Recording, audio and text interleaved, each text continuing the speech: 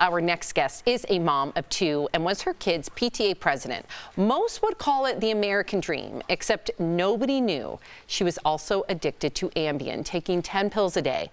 Now she's coming clean in her new page-turning memoir, Stash. Watch. As soon as I took the first one, I knew I would have to hide how much I love them. I was married to someone in Hollywood, and we lived in a large home with a household staff. And we had dinner parties and went to premieres, and it was really fun. I was looking forward to the rest of my life. It started with a doctor's prescription for a sleeping aid because I couldn't sleep, and I loved it. I think I was dealing with postpartum anxiety after my second son. I describe it like having a fire alarm in your head going off all the time, and then taking that first pill silenced it. And everything after that felt easier. I was the kind of mom that I wanted to be while the alarm was going off in my head. And then, and so that was like, a year of one bottle of 30. And then the next year was one every night. And then the following year, it was like 1.5 to get to sleep. And then the year after that, it was 3 to get to sleep and 1 in the middle of the night. And then finally, the year that I write about, it's everything I can get my hands on, washed down with vodka and accompanied by Benadryl. I switched out different pills and different pill bottles. So they were in, other prescriptions. They were in Tylenol bottles. They were in Altoid tins. They were in my rain boots, in my purses, in my coat pockets. Like I had them in the armrest of my car. They were everywhere. I was in the middle of a divorce. I didn't want him to find out and use it against me in the divorce proceeding. Wow. Please welcome Laura Cathcart Robbins. Thank you, Laura, for sharing this story with us, because let me tell you, there are people that are going to relate, and you are destigmatizing addiction just by talking about it. So I thank you. We appreciate your courage. This is really tough to talk about, and you're going to talk to a lot of people that are in your same boat. So let's start with the tough part. Take us back to the darkest moment of your addiction when you had to say goodbye to pills. Yeah, so there were so many times that could have been like what people call a rock bottom. The time that was mine was, I write about this in the book, it was July 4th of 2008, and we were at our beach house, and I wanted to take my kids to see the fireworks, but I was in such debilitating withdrawal that I couldn't. I had to kind of foist them off into a neighbor who also had kids.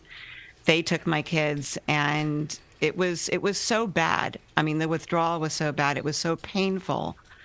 And I had, I had gotten to this point that day where I couldn't get loaded enough and I couldn't be sober because the withdrawal was so painful. Oh, my goodness. And so I was at this crossroads, and, I couldn't stay in either state. So I made the decision there to go to check myself into treatment, and then from then into 12-step recovery. And now it's almost 15 years later where I've been clean and sober. Congratulations. Amen. That courage to do that.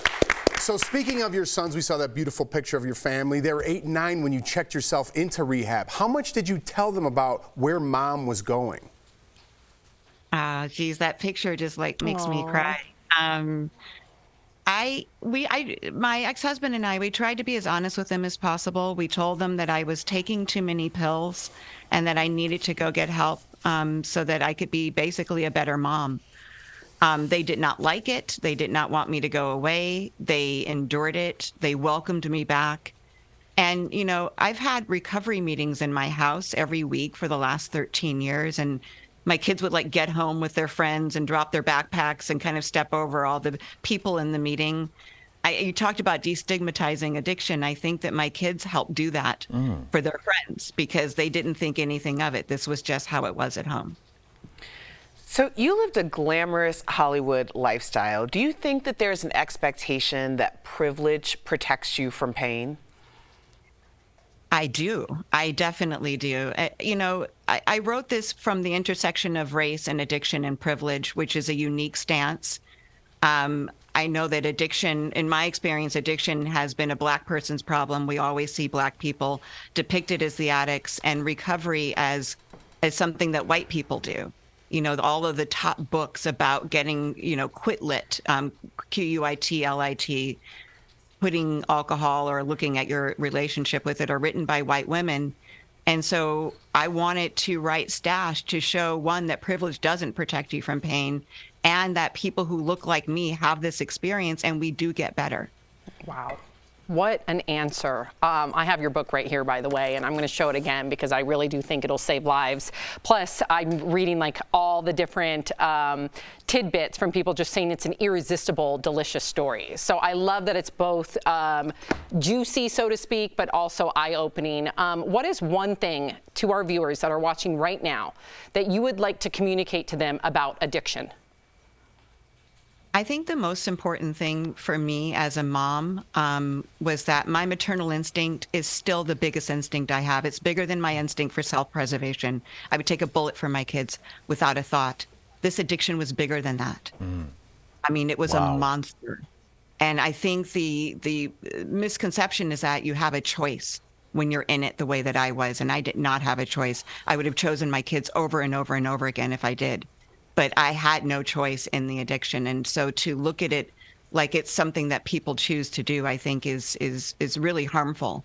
And to look at it like a disease or something that is medical and you need help to get through that is more helpful for the person dealing with an addiction. Well said. It is a disease, so you need to treat it like a disease, discuss it like a disease. DBL Nation, pick up your very own copy of Stash, My Life in Hiding, wherever books are sold, and listen to Laura's podcast, The Only One in the Room. And DBL Nation, if you or someone you know is struggling with substance abuse, please call the number on your screen right now. Laura, thank you so much. We appreciate you. Thank you. Thank you. We'll be right back.